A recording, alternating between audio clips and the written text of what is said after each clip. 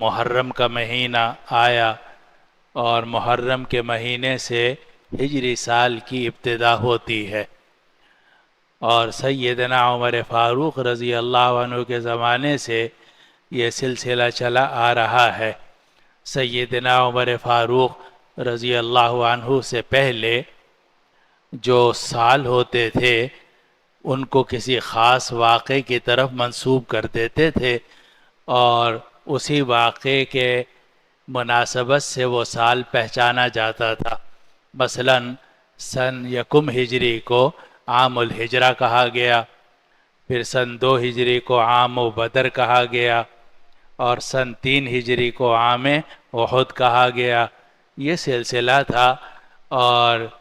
اسی طرح سادگی کے ساتھ یہ سلسلہ چل رہا تھا، یہاں تک کہ حضرت ابو موسیٰ اشعری رضی اللہ عنہ نے جو یمن کے گورنر تھے ایک خط لکھا سیدنا عمر فاروق رضی اللہ عنہ کو، اور یہ عرض کیا کہ ہمارے پاس خطوط آتے ہیں اور ہم خط لکھتے ہیں تو کچھ کوئی ایسا تاریخ ایسی ہونی چاہیے کہ جس سے ہمیں اندازہ ہو سکے کہ یہ خط کب لکھا گیا ہے، اور اس کا کوئی انتظام ہونا چاہیے۔ سیدنا عمر فاروق رضی اللہ عنہ زبردست منتظم آدمی تھے، اور پوری دنیا کی تاریخ میں اتنا اچھا انتظام کرنے والا شخص نہیں گزرا۔ 10 سال سے زیادہ انہوں نے حکومت کی، اور ایک ایک چیز بڑے نظم و ضبط کے ساتھ اور قاعدے کے ساتھ انہوں نے مرتب کی۔ تو انہوں نے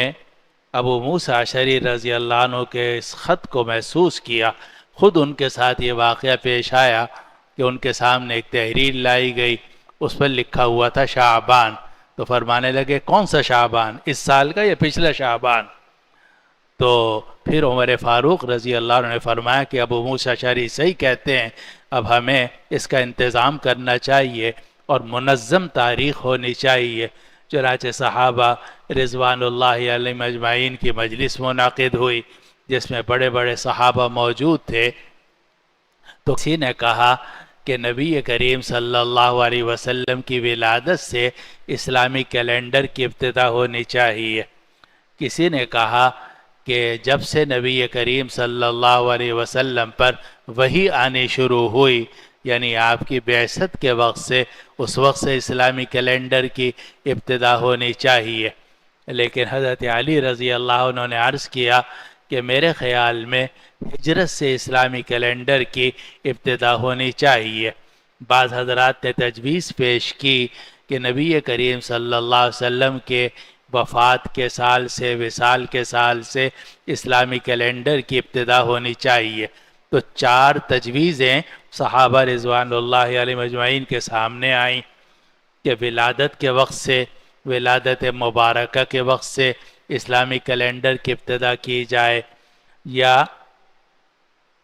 جس وقت سے وحی شروع ہوئی ہے، جس سال سے، اس سال سے جسے بعثت کہا جاتا ہے یا مبعث کہا جاتا ہے، عام المبعث، اس سے اسلامی کیلنڈر کی ابتدا ہونی چاہیے۔ تیسری تجویز ہجرت کی تھی، اور چوتھی تجویز نبی کریم صلی اللہ علیہ وسلم کے وفات اور وصال کے سال کی تھی۔ لیکن صحابہ رضوان اللہ علیہ اجمعین نے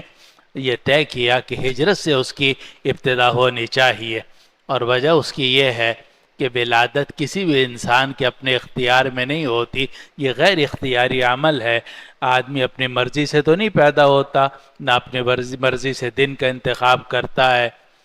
اسی طریقے سے جو بعثت ہوئی وہ بھی غیر اختیاری ہے۔ اسی طریقے سے جو وفات ہے، نبی کریم صلی اللہ علیہ وسلم کا وصال ہے یا کسی اور شخص کی وفات ہے، وہ بھی غیر اختیاری ہوتی ہے۔ اختیاری جو چیز ہے وہ ہے ہجرت، کہ اپنے اختیار سے نبی کریم صلی اللہ علیہ وسلم نے اپنا گھر چھوڑا، اپنا وطن چھوڑا، اپنا علاقہ چھوڑا، مکہ مکرمہ جیسی سرزمین چھوڑی، اور ہجرت کر کے مدینہ منورہ تشریف لے آئے۔ چنانچہ ہجرت کے سال سے اسلامی کیلنڈر کی ابتدا ہوئی۔ اب جب ہم یہاں دیکھتے ہیں 1440 ہجری، تو 1440 ہجری کا مطلب یہ ہے کہ آج سے 1440 سال پہلے نبی کریم صلی اللہ علیہ وسلم نے مکہ مکرمہ سے مدینہ منورہ کی طرف ہجرت کی تھی۔ پھر اس کے بعد صحابہ میں یہ مشورہ ہوا کہ جب سال شروع کیا جائے تو کب سے شروع کیا جائے، تو کسی نے کہا کہ رمضان سے شروع کرنا چاہیے، کیونکہ رمضان جو ہے وہ بڑا مبارک مہینہ ہے، وہ اسلامی کیلنڈر کا پہلا مہینہ ہونا چاہیے۔ لیکن حضرت عمر فاروق رضی اللہ عنہ نے فرمایا کہ نہیں، محرم کے مہینے سے ابتدا ہونی چاہیے، شہر اللہ المحرم۔ اور اس کی وجہ فرمایا کہ جب لوگ حج کر کے واپس آتے ہیں تو ذوالحجہ کے آخر میں یکم محرم تک گھر پہنچتے ہیں، کیونکہ اس زمانے میں تو ویسے ہی لمبے لمبے سفر ہوا کرتے تھے، تو فرمایا کہ محرم کی ابتدا سے وہ اپنی نئی زندگی شروع کرتے ہیں، کیونکہ حج میں جب آدمی واپس آتا ہے تو رجع کا یوم ولدتہ امہ، حج سے واپس آتا ہے تو ایسا ہوتا ہے جیسے اس کی ماں نے اسے آج ہی جنا ہے۔ تو فرمایا کہ محرم سے سال کی ابتدا ہونی چاہیے۔ چنانچہ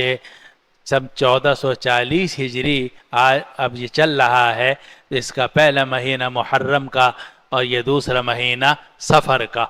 اور ان مہینوں کو یاد رکھنا امت کے لیے فرض کفایہ ہے، بلکہ ہر مسلمان کی ذمہ داری ہے کہ وہ خود بھی ان 12 مہینوں کو یاد رکھے، محرم، صفر، ربیع الاول، ربیع الثانی، جمادی الاولی، جمادی الثانیہ، رجب، شعبان، رمضان، شوال، ذوالقعدہ اور ذوالحجہ، یہ 12 مہینے ہیں، ہر مسلمان کو یاد ہونے چاہیے، اور اس کے ساتھ ساتھ اپنے بچوں کو بھی یاد کرانا چاہیے۔ جس طرح آپ جنوری فروری یاد کراتے ہیں شمسی مہینے، اسی طریقے سے جو قمری مہینے ہیں وہ بھی آپ کو یاد کرانے چاہیے۔